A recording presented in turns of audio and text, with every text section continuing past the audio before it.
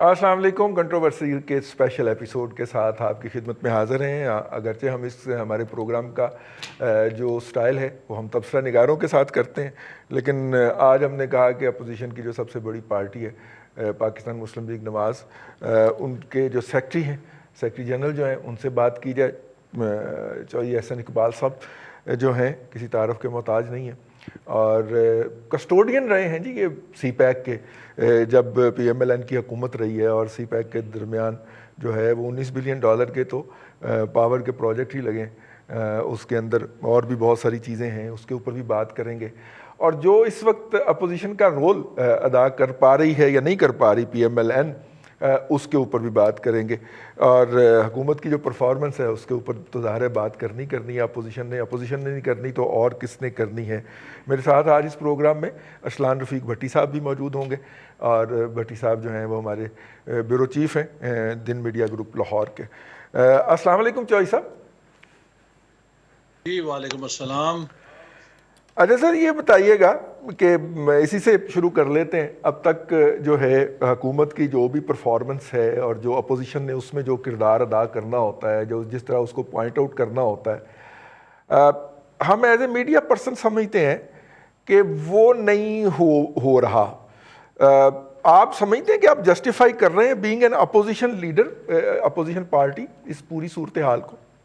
जी देखिए रजी साहब, एक इसमें दुश्वारी ये है कि हमारे मुल्क में जो ऑपोजिशन का एक पैमाना कुछ लोगों को नज़र आता है, वो PTI जब ऑपोजिशन में थी तो जिस अंदाज में वो धरने की सियासत करती थी और एक गैर जमहूरी अंदाज में बहुत इंतहा पे जाके वो ऑपोजिशन जमात का किरदार अदा करती थी, यकीनन उस पैमाने के ऊपर तो हम पूरे नहीं उतर पा रहे और ये हम सोचे समझे एक हिकमत अमली के तहत वो कुछ नहीं दोहरा रहे कि जिस पर कल तक हम खुद एतराज किया करते थे। लेकिन अगर आप पार्लियामेंट के अंदर देखें, जो कि ऑपोजिशन का एक बुनियादी मैदान होता है जिसमें उसने हुकूमत की पॉलिसीज पर सवालात उठाने हैं, अपना मुतबादल बयानियां देना है, तो हमने तो मुसलसल पार्लियामेंट के फ्लोर से कौम के जो मसाइल हैं उनको भी उजागर किया है और इस हद तक किया है कि ये हुकूमत पार्लियामेंट से भागना शुरू हो गई।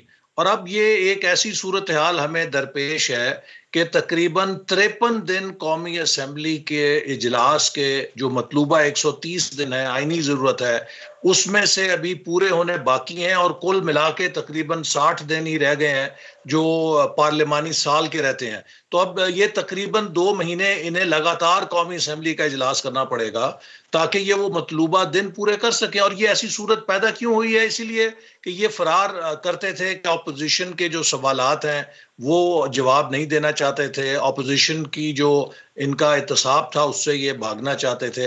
तो हमने पार्लियामेंट में एक भरपूर किरदार अदा किया है जो कि अपोजिशन का एक किरदार है। लेकिन सड़कों के ऊपर हम इसलिए भी नहीं अभी आए कि हम भी ये चाहते थे कि इनको इतना अरसा जरूर मिलना चाहिए कि जो इनके हमायती हैं या जिन लोगों ने इनको सपोर्ट किया इक्तदार में आने के लिए, कंधा दिया है, वो सब भी जान लें कि इनकी असल हकीकत क्या है, ये किस हद तक सच्चे थे अपने वादों में, इनके पास काबिलियत क्या है, इनके पास टीम कैसी है। और आज आप देखें कि तकरीबन 2 साल का अरसा पूरे होने के बाद शायद अब पाकिस्तान में कोई शख्स भी ऐसा बचा है कि जो इनकी टीम से कोई खुशफहमी में मुब्तला हो, जो इनके प्रोग्राम से खुशफहमी में मुब्तला हो, जो इनके विजन से खुशफहमी में मुब्तला हो। अब ये काफ़ी हद तक लोगों के सामने एक्सपोज हो गए हैं और ये इन्हें एक्सपोज किया जाना बड़ा ज़रूरी था। अच्छा, साद रफीक साहब जब रिहा होके आए तो उन्होंने एक बात कही और मैं वो बात आपके सामने, क्योंकि आप सेक्रेटरी जनरल हैं पार्टी के, उन्होंने कहा कि जब तक हम पार्टियों को एज ए इंस्टीट्यूशन डेवलप नहीं करते और उनके अंदर अपनी जो है R&D और ये सारा कुछ इंट्रोड्यूस नहीं करवाते, हम जमहूरियत की लड़ाई नहीं लड़ सकते। और अनफॉर्चुनेटली पार्टियों को अंदर इस तरह का कोई इंस्टीट्यूशन ना पार्टियां इंटरेस्टेड हैं करने के अंदर और ना ही हो पाया है अब तक। Is it so sir? तो वो क्यों नहीं करते सर हम मैं पार्टियां हमारी ये रजी काम? साहब इस पे आपसे इतफाक करता हूँ। एक पॉलिटिकल कारकुन होने की हैसियत से मैं भी महसूस करता हूँ कि हमारी जो पॉलिटिकल पार्टीज हैं वो बहसियत इंस्टीट्यूशन, बहसियत इदारा उतनी मजबूत नहीं है जितना उन्हें होना चाहिए। लेकिन इसकी वजह क्या है? देखिए, जो भी रिफॉर्म है, जो इस्लाहात हैं, वो हमेशा अमन के ज़माने में होती हैं। यहाँ तो 90% पॉलिटिकल पार्टी अपने सर्वाइवल की जंग लड़ रही होती है। देखिए, जब हम हुकूमत में थे, तो साल के अंदर धरना आ गया और वो आपको मालूम है कितना बड़ा हमला था। वो धरना गया तो एक और धरना आ गया, धरना 2 आ गया। वो धरना 2 नाकाम हुआ तो एक अदालती धरना आ गया, जो इन्होंने दे दिया और उसके नतीजे में हमारी हुकूमत डिसलॉज हो गई। तो हम तो ये पाकिस्तान की तारीख में शायद पहली बार हुआ है कि किसी हुकूमत की इतनी टांगें खींची गई हों और वो पाकिस्तान की तारीख में सबसे ज़्यादा डेवलपमेंट पोर्टफोलियो भी अमल कर गई हो। लिहाजा या आपको जमहूरियत में ये वक्त मिलता है कि आपकी टांगें खींची जा रही हैं, साजिशें हो रही हैं, या फिर आप मार्शल लॉ के खिलाफ जंग लड़ रहे होते हैं, जहां आपकी क्यादत को निशाना बनाया जा रहा होता है, आपका नाम मिटाया जा रहा होता है। तो ये एक हमारी जमहूरियत का अलमिया है। अगर यहाँ पर भी हिंदुस्तान की तरह अनइंटरप्टेड 70 साल की जमहूरियत होती, तो आप देखते कि हमारे जो सियासी जमातें हैं वो मजबूत इदारे बन चुके होते। मुझे हिंदुस्तान में उनकी पॉलिटिकल पार्टीज के हेडक्वार्टर्स में भी जाने का इत्तेफाक हुआ। एक कॉन्फ्रेंस के सिलसिले में मैं गया था, तो उन्होंने मदऊ किया। तो मुझे खुशी हुई देख के कि उनके यहाँ एक बहुत बाकायदा एक इंस्टीट्यूशन है पॉलिटिकल पार्टी के हेड ऑफिस के अंदर, सब पार्टियों का, मेजर पार्टीज का। लेकिन हमारे यहाँ तो मुसीबत ये है कि अब हमने बड़ी मेहनत करके दफ्तर बनाया, और इसीलिए बनाया, उसके अंदर थिंक टैंक होगा, उसमें कॉन्फ्रेंस रूम होंगे, उसमें ट्रेनिंग रूम होंगे। मुशर्रफ साहब आए, उन्होंने कान से पकड़ के हमें बाहर फेंका और वो हमारा सेक्रेटेरिएट उठा के काफली के हवाले कर दिया। अब हम किसी के पास जाते हैं कि जनाब हमें चंदा इकट्ठा करना है, पार्टी का दफ्तर बनाना है, सेक्रेटेरिएट बनाना है, वो कहते हैं जी पहले इस बात की जमानत दें कि कल को फिर कोई उस पर कब्जा नहीं कर लेगा। तो ये पाकिस्तान के जो मारूजी हालात हैं, इन्होंने इसकी जो डेमोक्रेटिक ग्रोथ है उस पर बहुत मनफी असर डाला है। भट्टी साहब, अरसलान हसन भट्टी साहब, साहब। अस्सलाम वालेकुम। अरसलान भट्टी है। जी जी, क्या हाल है भट्टी साहब, ठीक हैं आप? शुक्र अल्लाह का। अच्छा, मुझे सिर्फ ये मालूम, मुझे सवाल मेरा ये था कि आप अपोजिशन में होते हुए जो केसेस, नैब के केसेस हैं या मुख्तलिफ नौयत के और केसेस हैं, ख़ास तौर पे अपोजिशन जमातों पे, क्या उसकी वजह से तो अपोजिशन कोई थोड़ी सी बिहाइंड द सीन या बैकडोर पे मजबूर तो नहीं है? बैकफुट पे नहीं, देखिए, जहां तक हमारे ऑपोजिशन पर केसेस का सवाल है, तो आपने देखा है कि हमने कभी उनको खातिर में नहीं लाए। और अगर आपको याद होगा कि जब हम हिरासत में भी थे नैब की या जेल में, तो जब भी हमें मौका मिलता था तो हमने कोई लगी लिपटी नहीं रखी, बल्कि जो आजकल बयानात देते हैं इससे ज्यादा तुंदो तेज बयानात हिरासत के दौरान दिया करते थे। तो हमें इनकी केसेस की बिल्कुल कोई बोझ नहीं है, ना कोई उसका दबाव है। बल्कि ये पाकिस्तान में शायद एक अच्छी मिसाल मुस्लिम लीग नून ने कायम की है। हमेशा कहा जाता था कि जमातें अपने कारकुनों को कुर्बानी का बकरा बनाती हैं, कारकुन जेलों में जाते हैं और लीडर जो है मजे करते हैं।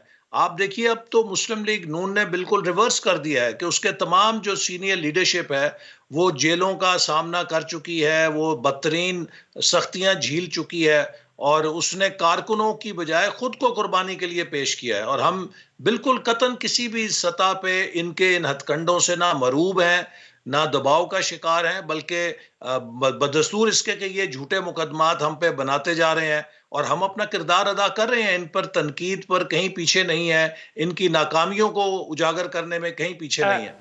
एहसन साहब, ये मुझे ये बताइए कि सड़कों पर आना आखिरी ऑप्शन होगा या वन ऑफ द ऑप्शंस होगा? जी देखिए, सड़कों पे आना तो हमेशा एक आखिरी ऑप्शन होती है किसी भी निज़ाम के अंदर। और अब मुझे यूं लगता है कि जो हालात हैं वो कुछ ऐसे बनते जा रहे हैं कि सबसे बड़ी जो जमानत इनके जाने की है वो हालात ही बन जाएंगे। देखिए, पिछले 2 सालों के अंदर पाकिस्तानी मईशत जो है 315 अरब डॉलर से सुकड़ के तकरीबन 250 अरब डॉलर पर आ गई है। कोई 65 अरब डॉलर हमारी जीडीपी सुकड़ चुकी है। हमारी फी का आमदनी कम हो चुकी है। हम जो कि साउथ एशिया के अंदर लीडिंग इकोनॉमी बनने जा रहे थे और भारत और बांग्लादेश के ग्रोथ रेट के तकरीबन बराबर 6% पर आ गए थे, आज हम जनूबी एशिया की स्लोएस्ट, सुस्त तरीन मईशत बन चुके हैं।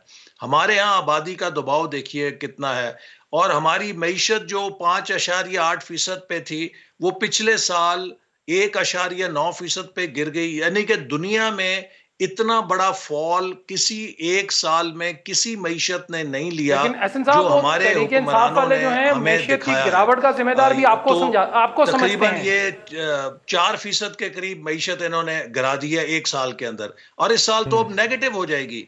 तो ये जो हालात हैं कितनी देर तक बरकरार रहेंगे? अब कोरोना ने उसके ऊपर आके सोने पे सुहागा कर दिया है, जो रही सही कसर थी वो भी खत्म कर दी।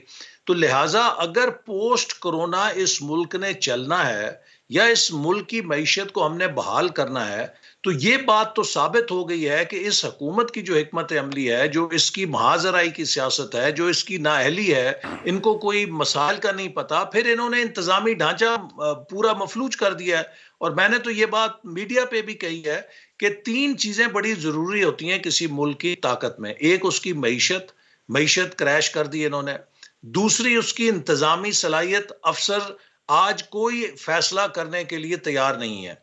किसी दफ्तर में आप चले जाएं, कोई 10 रुपए की फाइल पे भी दस्तखत नहीं करेगा कि जी मैंने कल को नैब का सामना नहीं करना, मैंने किसी इंक्वायरी का सामना नहीं करना।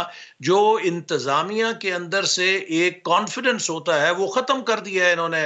अब कोई अफसर किसी जगह फैसला साजी के लिए तैयार नहीं है, तो आप कैसे मुल्क चला सकते हैं जहां फैसले नहीं होंगे? और तीसरी चलिए, बात यह कि जो आपका पॉलिटिकल कैपिटल है, जो आपकी एक सियासी ताकत है मुल्क की, वो अगर इख्तलाफ के साथ मुजमे होने की सलाहियत नहीं रखेगी तो आप बहुत कमजोर हो जाते हैं अंदरूनी तौर पे। आज आप अमेरिका के अंदर देख लीजिए क्या हो रहा है। अमेरिका के अंदर जब सोसाइटी अंदर से टूट फूट का शिकार हो, इंक्लूसिव गवर्नेंस ना हो, तो इसी तरह का इंतशार पैदा होता है। हम भी जब हुकूमत में थे तो हमारे साथ, इनकी तो अपने 3 सूबों में हुकूमत है, हमारी सिर्फ पंजाब के अंदर थी। लेकिन केपी में परवेज खटक साहब को साथ लेके चले, मुराद अली शाह साहब को साथ लेके चले, डॉक्टर मालिक साहब को बलूचिस्तान से साथ लेके चले। हमने एक कौमी यकजहती के साथ हुक्मरानी की और उसका नतीजा है कि नेशनल एक्शन प्लान में कामयाबी मिली, सीपैक जैसे कौमी मंसूबे में कामयाबी मिली। तो ये एक बड़ा इस वक्त चैलेंज है कि पाकिस्तान ने अगर आगे बढ़ना है तो क्या इन हुक्मरानों के होते हुए, क्या इनमें ये सलाहियत है कि ये कौम को इकट्ठा कर सकें? क्या इनमें ये सलाहियत है कि अब ये सरमायाकार का एतमाद दोबारा बहाल कर सकें? देखिए, आपका चैनल है, अगर उस चैनल का सरबराह बाहर जाकर कहे कि भाई मेरा चैनल तो दिवालिया हो गया, मेरा चैनल तो करप्शन की अमाजगाह है, तो मुझे बताएं कि आपके चैनल में कोई बाइज्जत इंसान आके काम करने के लिए या बैठने के लिए तैयार होगा? एक कोई भी छोटे से छोटा चैनल भी हो, उसका मालिक बाहर जाके यही कहता है कि मुझसे बड़ा चैनल कोई नहीं है। आप अपनी चीज की तारीफ करते हैं। ये हमारा ऐसा वजीर आजम था या है कि जिस इंटरनेशनल फोरम पे जाता है मुल्क की बदनामी कि करप्शन बड़ी है, मनी लॉन्ड्रिंग हम बड़ी करते हैं, इस मुल्क के अंदर दिवालिया होने वाला है। तो जब किसी मुल्क का वजीर आजम ही ये कहे कि ये मुल्क दिवालिया होने वाला है, तो उसे किसी दुश्मन की जरूरत नहीं है। तो इसलिए मैं ये समझता हूं कि ये जो अब हालात हैं, इन हालात के अंदर नागुजीर हो जाएगा कि ऐसा रास्ता तलाश किया जाए कि जिससे मुल्क को हम बहाली के रास्ते पे डाल सकें। हमने बिल्कुल ठीक। देखिए अपने दौर में तरक्की के ऊपर पाकिस्तान की तारीख का सबसे बड़ा बजट स्पेंड किया। 1,000 अरब रुपया सालाना तक हम पीएसडीपी को ले गए। 5 सालों में हमने 3,200 अरब रुपए का तरक्याती 5 साला मंसूबा इंप्लीमेंट किया। ये रिकॉर्ड पैसा है। लेकिन सही। इसके साथ साथ हमने दिफा को भी पाकिस्तान की तारीख में सबसे ज्यादा बजट दिया। ये एक मजबूत मईशत की निशानी होती है कि आप दिफाई जरूरत भी पूरी कर रहे हैं और तरक्याती शोबों को भी भरपूर तरीके से फंड कर रहे हैं। सही। आज इस हुकूमत ने हमें वहां ला खड़ा किया है कि अगर हम दिफा को पैसा देते हैं तो तालीम और सेहत से पैसा काटना पड़ेगा, और अगर सही। आप तालीम और सेहत को पैसा देते हैं तो आपको दिफा से पैसे काटने पड़ेंगे। तो अब सही। आप बताइए, क्या इस तरह मुल्क मजबूत हो सकते हैं? आप बिल्कुल कितनी ठीक। देर तक इजाजत देंगे कि मुल्क ऐसे चल सके? बिल्कुल ठीक है। गवर्नमेंट इन वेटिंग होती है जी, अपोजिशन जो हम इस वक्त जो पॉलिटिकल नरेटिव्स हैं उनके मुताबिक, और यकीनन पीएमएलएन के पास भी कोई ना कोई स्ट्रेटजी होगी कि जो इतनी डेप्थ के ऊपर आ गई है मईशत, वहाँ से उसको कैसे आया जाए। मैं दोबारा जो सियासी तरीक़ाकार है इस वक्त, सियासत जो है पीएमएलएन जो कर रही है, मतलब कि जब भी कहीं पे कोई मौका होता है तो सबसे पहले भाग के जाके तो मोहर लगा के आते हैं पार्लियामेंट के अंदर उसके ऊपर, और तवक्को रखते हैं आप कि मीडिया जो है ना वो शहीद हो, वो जाके इस बात को पॉइंट आउट करे। पार्टी जो है ना वो तो बस आराम से जो है वो बैठी रहे, स्टेटमेंट भी जारी ना करे, ट्वीट भी ना करे एक आध पार्टी की क़यादत ना, वो भी चुप करके बैठ जाए। ये तो पॉलिटिकल पार्टीज का तरीकाकार नहीं होता। पॉलिटिकल पार्टी ने राय आमा को फ्रंट से लीड करना होता है। जर्नलिस्ट बेचारा क्या करेगा, एक दफ़ा भुगत के आएगा FIA को, और उसके बाद तो वो उसके तो बच्चों की फीस भी नहीं दी जाएगी ना उससे। जबकि पॉलिटिकल लीडर जो होता है वो तो ये जर्नलिस्ट तो ये कहे कि घर से नहीं निकला होता कि जी मैं जाके तो पुलिस के हाथों में पकड़ जा रहा हूँ, जद्दोजहद करने जा रहा हूँ। वो तो आपकी बातों को लोगों तक पहुंचाने के लिए निकला होता है। आप वो काम नहीं कर रहे, यानी जहां पे जरूरत होती है, जब वक्त कयाम आता है तो आप सजदे में गिर जाते हैं और जाके पार्लियामेंट के अंदर ईमानदारी से हाथ जोड़ के, वोट चोरी हुआ आपका, जिम्मेदारी मेरी है कि मैं उसको पॉइंट आउट करूं, और आपने भुला दिया हुआ है। PMLN कभी जिक्र नहीं करती कि जनाब 2018 के इलेक्शन में हमारे मैंडेट के ऊपर किस तरह डकैती पड़ी थी। तो बताइए पॉलिटिकल नैरेटिव कहां जिंदा रहेगा सर? हाँ नहीं, देखिए इस बात में तो कोई शुबा नहीं, जो आप कह रहे हैं कि पॉलिटिकल पार्टीज को मेन किरदार अदा करना है, और जो पब्लिक ओपिनियन फॉर्मेशन है वो पॉलिटिकल पार्टी का एक बेसिक फंक्शन होता है, उसका बेसिक ड्यूटी होती है। और हमने जो इस वक्त कौमी इश्यूज हैं उसके ऊपर जो हमारी क़यादत ने बयानिया भी दिया, और लोगों को जो बात आज शऊर में आ चुकी है, मैं समझता हूँ कि पाकिस्तान की तारीख में जमहूरियत के हवाले से और सिविल हुक्मरानी के हवाले से लोगों में कभी इतना शऊर बेदार नहीं हुआ था जितना आज है। और आज अगर आप एक रेडी वाले के पास बैठें, आप चाय वाले के पास जाके बैठ जाएं, आप किसी थड़े पे जाके बैठ जाएं, आप देहात में किसी बिल्कुल देहाती बुजुर्ग के पास जो हुक्का पी रहा है बिस्तर पे बैठ के, उसके पास जाके बात कर लें मुल्क की सियासत की, वो तमाम इश्यूज खोल के उसी तरह बताएगा जैसे आप जैसे दानिश्वर शहरों में बैठ के समझते हैं। तो ये जो एक अवाम की और हमारे कौम के शऊर की मैं समझता हूँ कि पुख्तगी हुई है, और उसके अंदर बहुत सारे इश्यूज पे क्लैरिटी आई है, ये पॉलिटिकल पार्टीज ही का रोल है कि जिन्होंने लोगों को इस हवाले से शऊर दिया है। अब अगर आगे हमने चलना है तो देखिए, अब आगे चलने के लिए मैं तो जाती तौर पे ये समझता हूँ इस मुल्क को चलाने का एक ही रास्ता है, और वो ये है कि इस मुल्क का आइन हमारे पास एक सिल्वर लाइनिंग है कि आप नेशनलिस्ट लीडर्स ले लें, आप रीजनल लीडर्स ले लें, आप मजहबी ले लें, आप सेकुलर ले लें, आप मेन स्ट्रीम ले लें, आप किसी भी नीले पीले सुर्ख गुलाबी सियासी रंग के जमात को ले लें, आज हर जमात कहती है कि इस आइन के मुताबिक मुल्क चलाओ। इस आइन से कोई इख्तलाफ नहीं कर रहा। ये एक बहुत बड़ी अपॉर्चुनिटी है रियासत पाकिस्तान के लिए कि हमें इस आइन की गवर्नेंस के ऊपर एक चार्टर तैयार करना चाहिए कि किस तरह हम सब मिलकर पिछले 72 साल के जो तर्ज अमल है उससे छोड़ें, और आगे के लिए इस आइन के मुताबिक मुल्क को चलाने के लिए हर कोई अपने दायरे में काम करे और एक दूसरे की टांग ना खींचे। देखिए, अब हम एक ऐसे डिसाइसिव मोमेंट पे खड़े हैं, अगर हमने अपनी चाल दुरुस्त ना की तो हम पर आबादी का और बिलखसूस नौजवान आबादी का जितना बड़ा बोझ है, हमने 20 लाख रोजगार फराहम करना है हर साल उन नौजवानों को जो नए लेबर मार्केट में एंटर कर रहे हैं। हमने अपने नौजवानों की एक बहुत बड़ी जो लहर है उसको तालीम और हुनर देना है ताकि वो प्रोडक्टिव हो और कल को मुआशरे में एक डिस्टेबलाइजिंग फोर्स ना हो। अब ये सब कुछ करने के लिए आपको वसाइल चाहिए। अगर आपकी मईशत मुर्दा होगी तो ये सब लोग जिनके जिस्म के साथ एक पेट लगा हुआ है और उनके साथ मुंह भी है, 2 हाथ भी हैं, ये 2 पैर भी हैं, ये डिस्ट्रक्शन भी कर सकते हैं, ये तामीर भी कर सकते हैं, हम किधर जाएंगे? तो हमारे लिए अब चॉइस नहीं है, गलती का मार्जिन नहीं है। हम आधा मुल्क तुड़वा चुके हैं, बलूचिस्तान को हम मुश्किल से वापस लेकर आए हैं, ये भी जनरल मुशर्रफ साहब तोड़ गए हुए थे तकरीबन, इसको हमने दोबारा समोया है अपने अंदर। अब इस बचे कुचे पाकिस्तान को अगर हमने मजबूत करना है, उसका एक ही रास्ता है कि यहाँ पर फेयर एंड फ्री इलेक्शन कराया जाए और उसके बाद मुल्क को आइन के मुताबिक चलाया जाए और ये जो टांगे खींचने का सिलसिला है ये खत्म किया जाए। वगरना देखिए रजी साहब, हमारी चौथी शायद नस्ल है जो इस पाकिस्तान में कायदे आजम के विजन की तकरीरें करती करती और इकबाल के फिक्र के शेर पढ़ती पढ़ती जा रही है और उसका दूर दूर तक हमें कोई नामो निशान नहीं।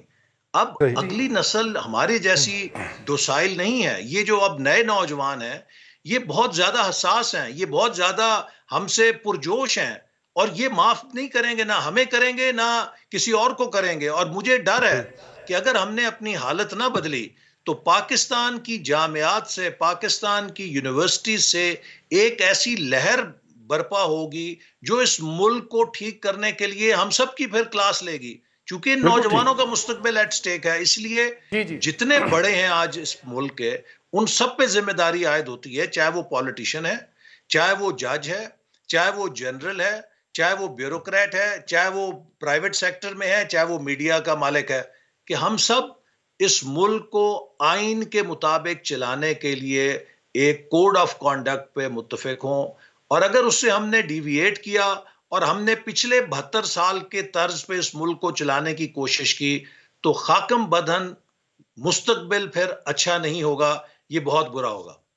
जी अच्छा, एहसन साहब, मेरा सवाल था जी कि हुकूमत ने चीनी पर कमीशन एक बनाया, उसकी रिपोर्ट भी आ गई, लेकिन वो घूम फिर कर जो आपके दौर में सब्सिडी दी गई है वो बार बार कहते हैं जी कि उन्होंने ज्यादती की है, हमने ज्यादती नहीं की है, और उन्होंने अरबों रुपए की सब्सिडी दी, हमने नहीं दी। एक सवाल तो मेरा ये है, और दूसरा सवाल जो नारोवाल स्टेडियम का मामला है वो जरा मुख्तसरन बता दीजिए कि वो है क्या। देखिए, जो चीनी का मसला है, आपको याद होगा कि चीनी का कमीशन कब बना था? चीनी का कमीशन तब बना था जब चीनी की कीमत 85 से 90 रुपए हो गई कि ये कीमत में इजाफे का जिम्मेदार कौन है। अब हुकूमत की रिपोर्ट में जब एफआईए ने यह बताया कि इस इजाफे का जिम्मेदार तो सारे हुकूमती अराकीन है, तो हुकूमत ने उसको डाइवर्ट करने के लिए एक नया कमीशन बना के उसको सब्सिडी की तरफ ले गए। सवाल यह है कि दुनिया में हर मुल्क ज़राई अजनास पे सब्सिडी देता है अगर उसके पास फालतू स्टॉक हो और बैनुल अक़वामी मंडियों में उसकी कीमत कम हो, तो वो उस अपने सरप्लस स्टॉक को एक्सपोर्ट करके ज़र मुबादला कमाता है और सब्सिडी देता है प्रोड्यूसर को ताकि उसको नुकसान ना हो।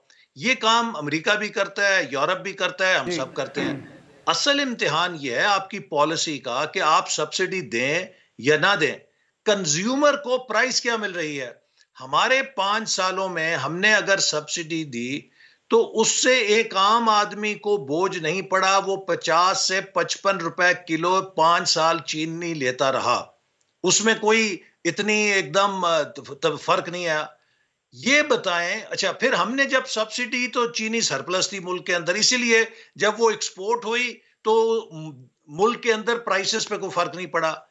इनका जुर्म यह था कि इन्होंने एक्सपोर्ट तब की कि जब मुल्क के अंदर चीनी फालतू नहीं थी बल्कि उसकी कमी थी।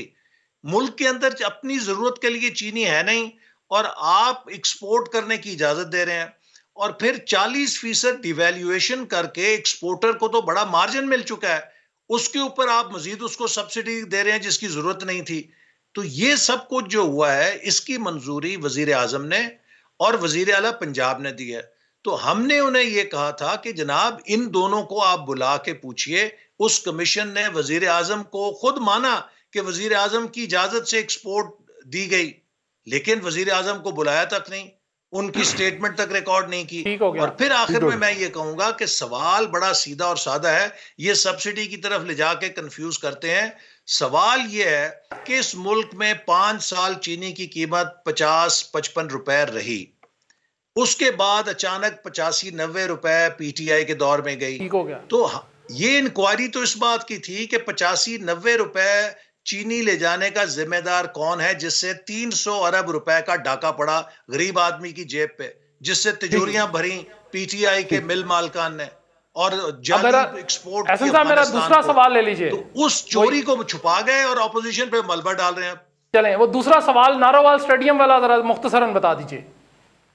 हाँ, नारोवाल स्पोर्ट्स सिटी का जो मसला है वो भी एक लतीफा है पाकिस्तान के अंदर। देखिए, मुझ पे जब गिरफ्तार करके तसाब अदालत में पेश किया गया तो मैंने पहले दिन जज साहब से कहा कि जी ये नैब से पूछें कि क्या मेरे ऊपर कोई माली बेज़ाब्तगी का इल्जाम है, कोई कमीशन लिया है, कोई किकबैक ली है, कोई मटेरियल गेन लिया है प्रोजेक्ट से। तो नैब ने अदालत में कहा कि आप पे माली बेज़ाब्तगी का कोई इल्जाम नहीं।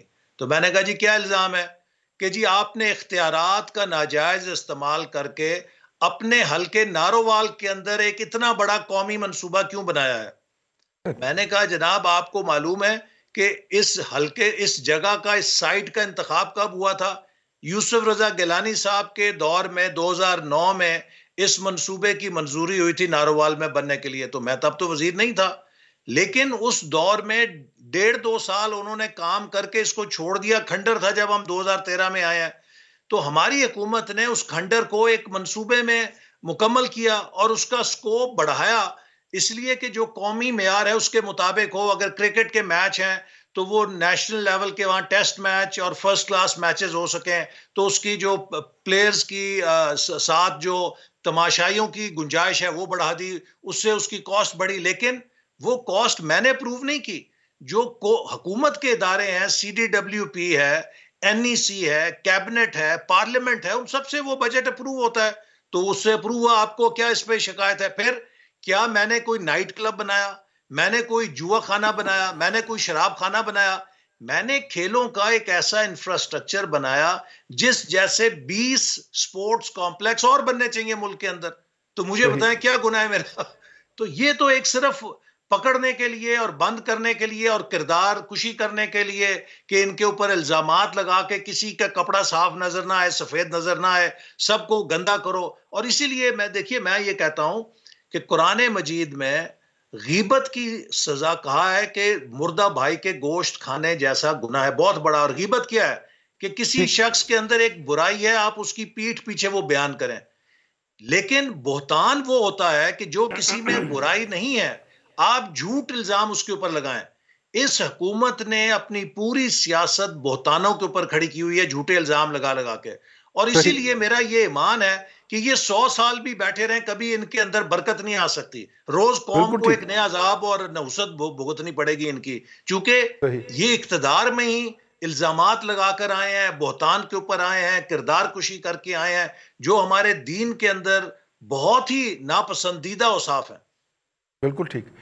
अभी हम ब्रेक पे जा रहे हैं और ब्रेक से जब वापस आएंगे तो सी पैक अभी ये जो कि बहुत बड़ा एक प्रोजेक्ट है और वो डिस्कस करना है मुझे ख़ास तौर पे जब हमारे दोस्त ममालिक जो कि सी पैक को फाइनेंस कर रहे थे उन्होंने बहुत सारे आला हुक्काम जो थे उनके बारे में तहफ़्फ़ुज़ात का इजहार किया है कि इनको सी पैक की डिटेल देना तो ऐसे है जैसे हम अमेरिकन के हवाले कर रहे हैं। ख़त लिखा गया बाकायदा हुकूमत पाकिस्तान को, फिर हमारे मिनिस्टर्स को कुछ को और कुछ दूसरे हुकाम को भी सी पैक की मीटिंग्स में से निकाल दिया गया, वो बाहर बैठे रहे। ये क्या किस्सा है और क्या सी पैक इस वक्त चल भी रहा है कि नहीं चल रहा, इस पर बात करेंगे। लेकिन प्रोग्राम में फ़िलहाल वक्फा।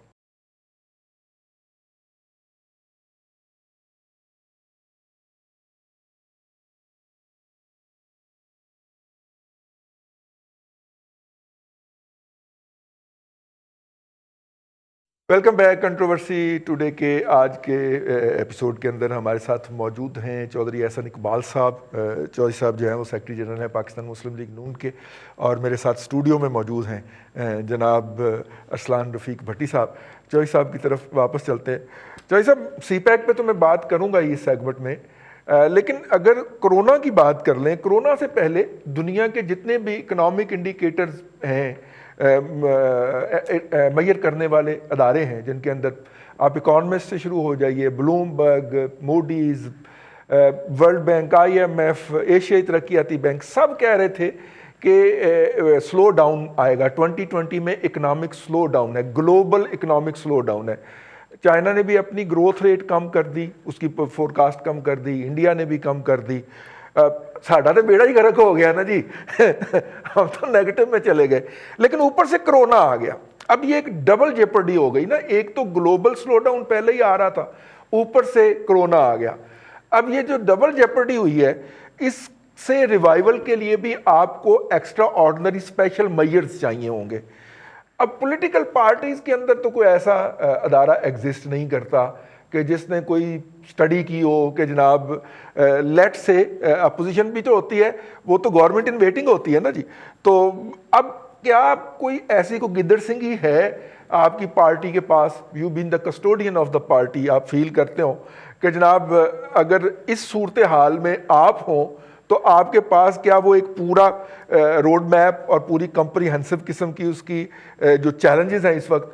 और ये भी जहन में रखिए कि इस वक्त भी सारी दुनिया के इकोनॉमिस्ट ये कह रहे हैं कि कोरोना के बाद दुनिया की इकोनॉमी सेम नहीं होगी, इसके पैराडाइम शिफ्ट हो जाएंगे, बहुत सारी इंडस्ट्रीज बंद होंगी, बहुत सारे नए शोबे जन्म लेंगे। मतलब हमारा तो खैर ग्लोबल इकोनॉमी के अंदर कोई डॉट भी नहीं है, हिस्सा भी नहीं है, लेकिन इन दैट केस हमें बहुत सारी चीज़ें डाइवर्ट भी करना पड़ेंगी, डेविएट भी करना पड़ेगा ट्रेडिशनल जो है। तो कोई रोड मैप है जी आपकी पार्टी ने कोई तैयार किया इस सब के हवाले से?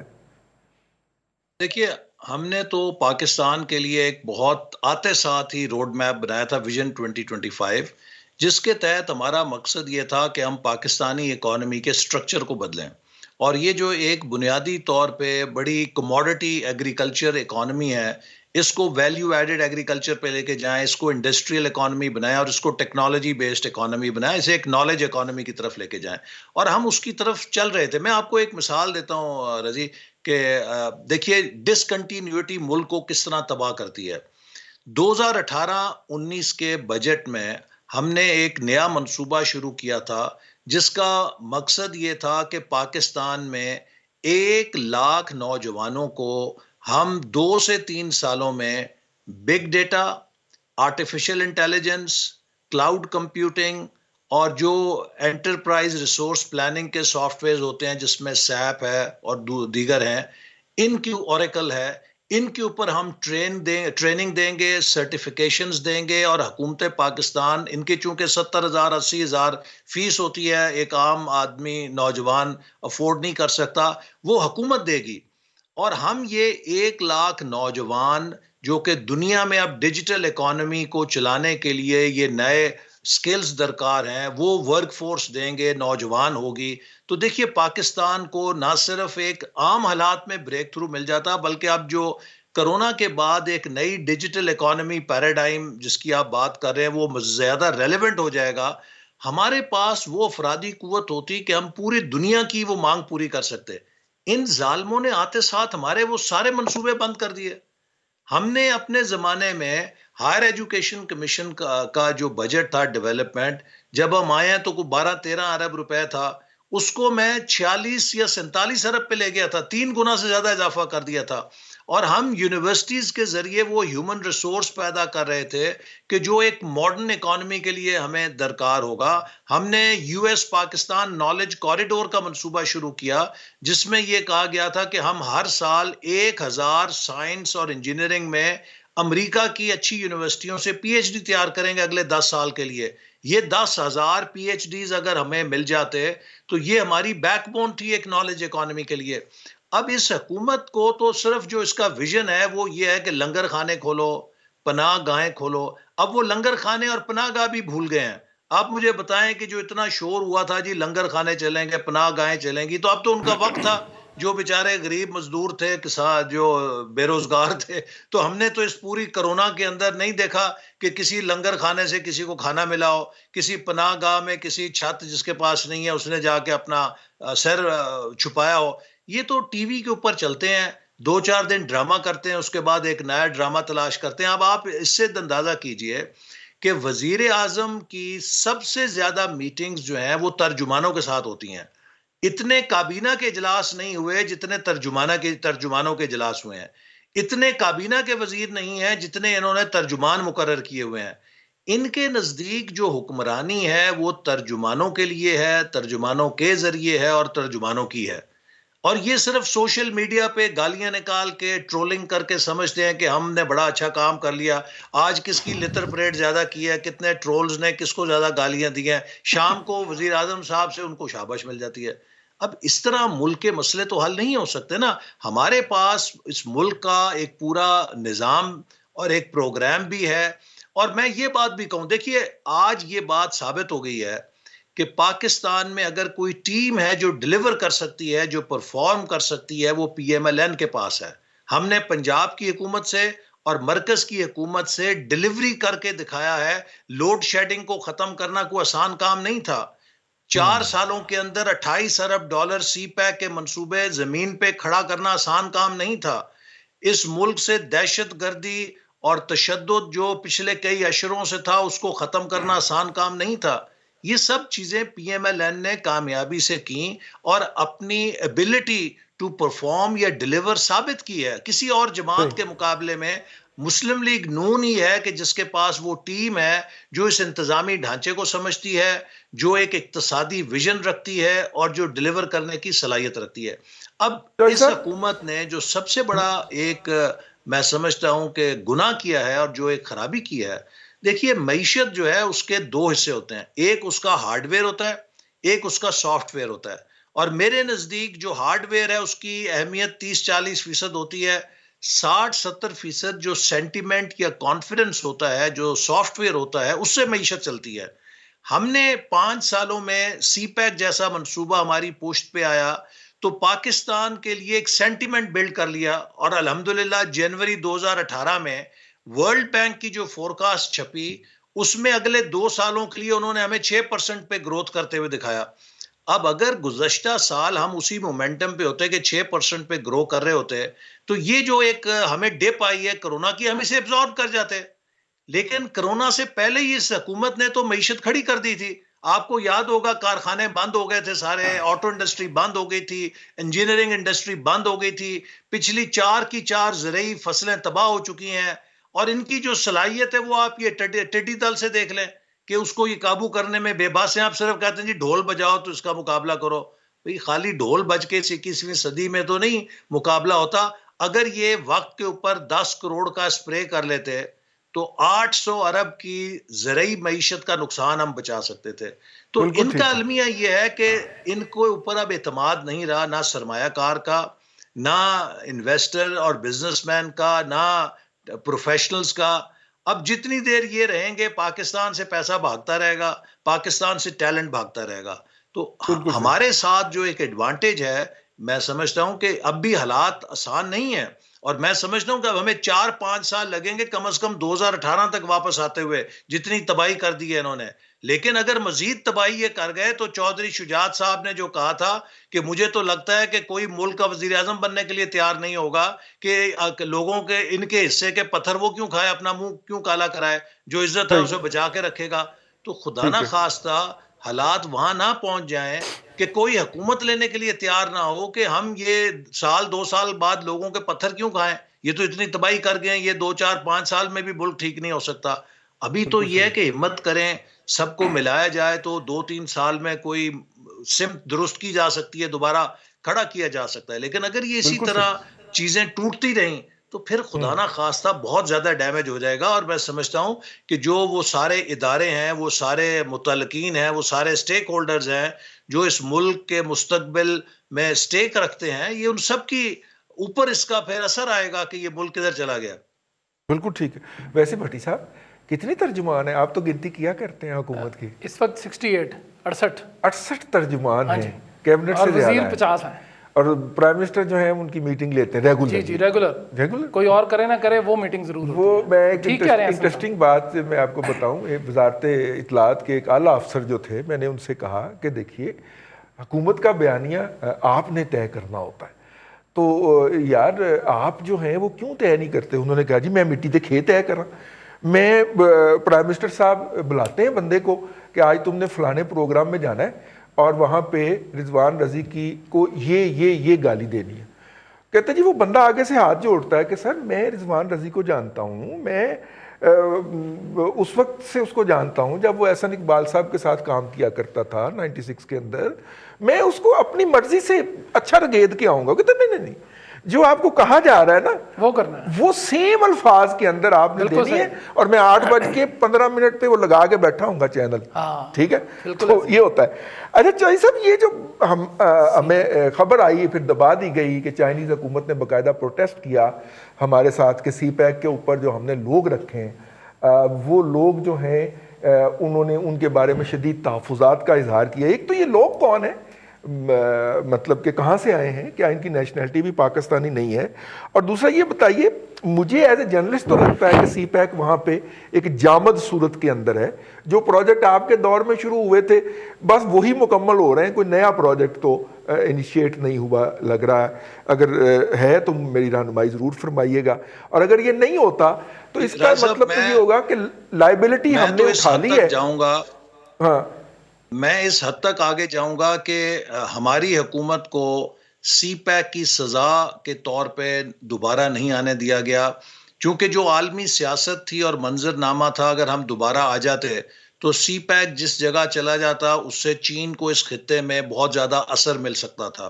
तो ये ज़रूरी था कि सी पैक को रोकने के लिए हमें इक़्तिदार में आने से रोका जाए, क्योंकि हम तो सी पैक को नहीं छोड़ते, हमारा तो बेबी था वो।